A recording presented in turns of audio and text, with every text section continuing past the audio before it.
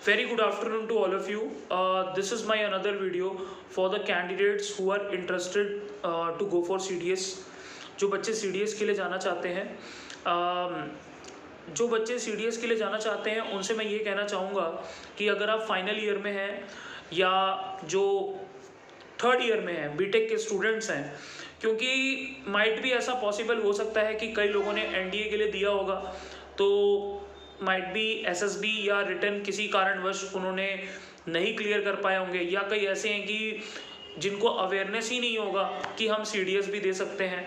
ये video basically उनके लिए है, क्योंकि जब मैंने एनडीए का वीडियो बनाया था तो मुझे बहुत सारे लोगों ने बोला कि सर क्या हम सीडीएस दे सकते हैं, सीडीएस के एग्ज़ाम कब होते हैं, सिलेबस क्या होता है सर, थोड़ा सा हमें बता दें। तो मैं आपको ये बताना चाहूँगा कि सीडीएस का अभी तक कोई भी फॉर्म नहीं आया है, और सीडीएस का जो एग्ज़ाम होता है वो यूपीएससी द्वारा कंडक्ट किया जाता है। साल में 2 बार एग्ज़ाम होता है, might be in the month of June and July और November and December. So basically CDS में आपके पास 3 ऑप्शंस होते हैं। Either the candidate can apply for navy, army और air force. The candidate who want to apply for navy, the age limit over there is 19 to 24 years, or BTech from recognized university plus 60% of marks in BTech, वही candidate navy के लिए apply कर सकते हैं। अगर मैं army की बात करूं दोस्तों, तो आर्मी में वही कैंडिडेट अप्लाई करें 19 टू 24 ईयर्स में जो लाई कर रहे हो। बट यहाँ आर्मी में आपके पास 2 ऑप्शन होते हैं, candidate can apply for IMA और ओटीए। बेसिकली आईएमए और ओटीए में क्या डिफरेंस है? IMA basically it is a permanent commission, और यहाँ पे ओटीए जो होता है आपका शॉर्ट सर्विस कमीशन होता है। आईएमए में जो मिनिमम ईयर्स है दैट इज़ 15 ईयर्स, यहाँ पे मिनिमम 10 है, मैक्सिमम 14 ईयर्स है। ओटीए के केस में आईएमए में पेंशन फैसिलिटी और ईसीएचएस फैसिलिटी दी जाती है। ओटीए के लिए जो कैंडिडेट जाना चाहते हैं, पेंशन फैसिलिटी, ईसीएचएस फैसिलिटी नहीं है उनके लिए। अगेन ओवर ए हेयर, यहाँ पे आपका ग्रेजुएशन कंपल्सरी है आर्मी के केस में। Now I will talk about air force.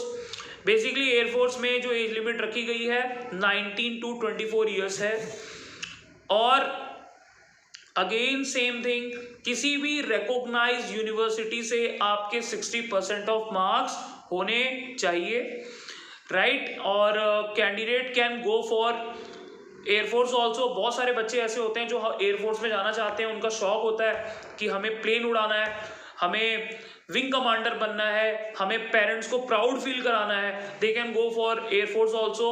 देखो तीनों ही का, नेवी, आर्मी, एयरफोर्स, तीनों का अपना अपना रोल है, ठीक है। लेकिन मैंने अपने प्रीवियस वीडियो में आप लोग को ये बताया था, डिफेंस वही लोग ज्वाइन करें जो अपने आप में शारीरिक और मानसिक तौर पे अपने आप को मजबूत रखने की क्षमता रखते हो।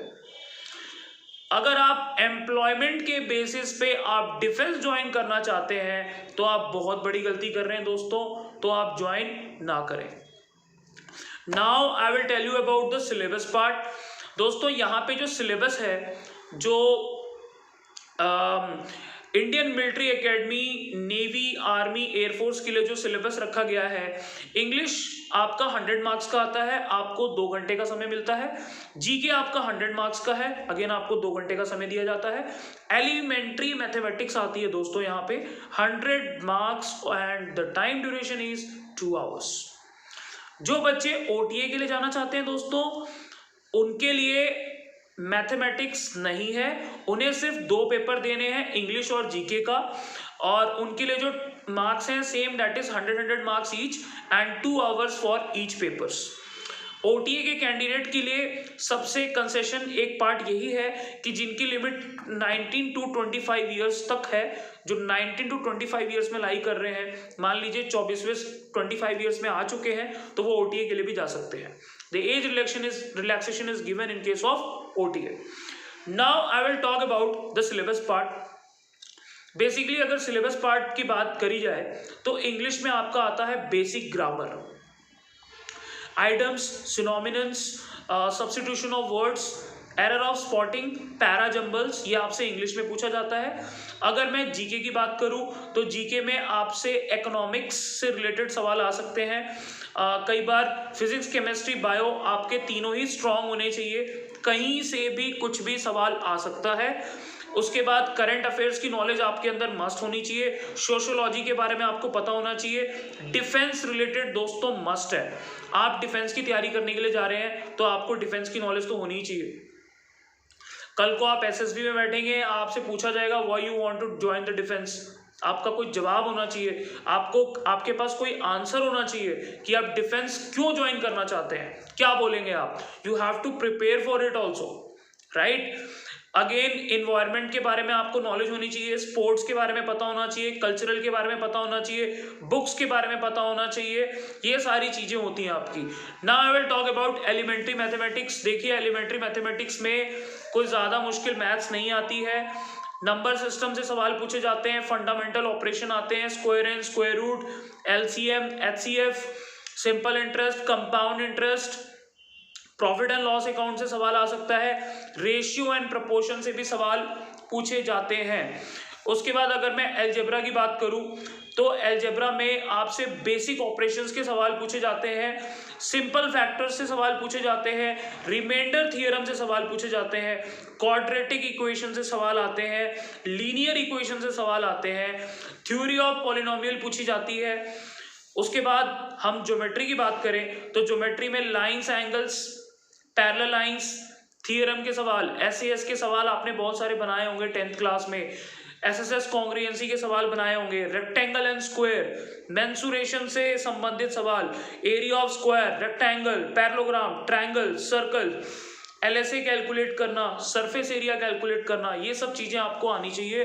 उसके बाद स्टैटिस्टिक्स से रिलेटेड अगर सवाल पूछा जाता है तो collection and tabulation of data में से आ सकता है, graph representation of frequency polygon में से आ सकता है, हिस्टोग्राम में से सवाल आ सकता है, बार चार्ट में से सवाल आ सकता है, पाई चार्ट में से भी सवाल आ सकता है। Then come to the trigonometry part. Trigonometry में simple trigonometric identities, use of trigonometry table, height and distance problem से भी क्वेश्चन आते हैं। दोस्तों ये हो गया सिलेबस पार्ट। सर क्या पेपर मुश्किल आता है, क्या हम क्लियर कर सकते हैं? दोस्तों एक ही बात है, मैंने आपको अपने वीडियो में मैक्सिमम टू मैक्सिमम जितना कवर अप हो सकता था आपको मैंने सिलेबस बता दिया है। सिलेबस पता होने के बाद आपने सबसे पहले एक काम करना है कि एक किताब मेंटेन करनी है, और जैसे आप कोई भी टॉपिक तैयार कर लेते हैं, मैंने अपने हर वीडियो में एक बात बताई है, उस टॉपिक पे आपने टिक करना है कि हमारा ये टॉपिक तैयार हो गया है। दोस्तों हम सभी इस दुनिया में हर एक पर्सन, हमारे अंदर एक पॉजिटिव एनर्जी है, हमारे अंदर एक पॉजिटिव शक्ति है। अगर हम उस शक्ति को पहचान लें तो हम कुछ भी कर सकते हैं, बस इतना याद रखिए। दूसरी बात, किताब पढ़ लेने से, बोल लेने से मोटिवेशन नहीं आ जाएगा। No one can motivate you, I am telling you, जब तक आप अपने आप को मोटिवेट नहीं करना चाहेंगे। दोस्तों अपने अंदर ही मोटिवेशन लाना पड़ेगा, और अपने अंदर हम सभी में एक स्पार्क है, स्पार्क। अगर आप उस स्पार्क को जगा सकते हैं तो निश्चित रूप से ये पेपर भी क्लियर कर सकते हैं। वीडियोस मेरे बनते रहेंगे। मैंने पिछली बार एनडीए का वीडियो बनाया था, अब सीडीएस का बनाया है, आगे भी मैं वीडियोस बनाता रहूँगा, आपके नॉलेज में ये बात डालता रहूँगा कि आप देखिए बेसिकली क्या है कि आपके कांटेक्ट में जितने भी लोग हैं, काफ़ी रिलेटिव्स हैं, भाई बहन हैं आपके, बहुत लोगों को लगता है कि यार हमें ये टैलेंट नहीं है, हम नहीं कर सकते। ऐसा कुछ नहीं है। इस दुनिया में जो भी लोग बने हैं हर किसी में एक टैलेंट है।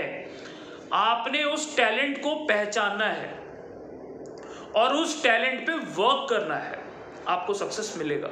लेकिन हाँ, टैलेंट को आपने ही पहचानना है, टैलेंट को कोई दूसरा नहीं पहचान सकता। जो लोग अपने टैलेंट को पहचान लेते हैं और उस चीज पे वर्क करते हैं वो निश्चित रूप से सक्सेस होते हैं। देखिए आज की डेट में सबसे बड़ी प्रॉब्लम ये है कि हम सुन तो लेते हैं बहुत कुछ, स्कूल में टीचर पढ़ाते हैं और भी हमारे पेरेंट्स बोलते हैं कई बार कि ये कर लो, वो कर लो, वगैरह कर लो। हम बोलते हैं हाँ हाँ हाँ हम कर लेंगे कर लेंगे कर लेंगे। प्रॉब्लम हमेशा एक ही बात की रहती है कि क्या हम उस चीज को इम्प्लीमेंट करते हैं कि नहीं करते हैं। दोस्तों, प्लानिंग इज ऑलवेज देयर, लेकिन सबसे बड़ा डीमेरिट प्लानिंग का ये है कि प्लानिंग ऑलवेज फेल्स। एक प्लानिंग का डीमेरिट है, अगर आप प्लानिंग को इंप्लीमेंट कर दें तो आपका काम हो जाएगा। जो आप सोचते हैं उसे करें। सबसे बड़ी प्रॉब्लम ये है कि हम सोच लेते हैं, हम कर नहीं पाते हैं। हम सोचते हैं हम ये भी पढ़ लेंगे, हम वो भी पढ़ लेंगे, हम सुबह उठ जाएंगे, हम ये भी क्रैक कर लेंगे, वो भी क्रैक कर लेंगे एग्जाम, लेकिन हम कर नहीं पाते हैं। जो बच्चे इंप्लीमेंट करते हैं वो क्रैक भी करते हैं और सक्सेस भी होते हैं।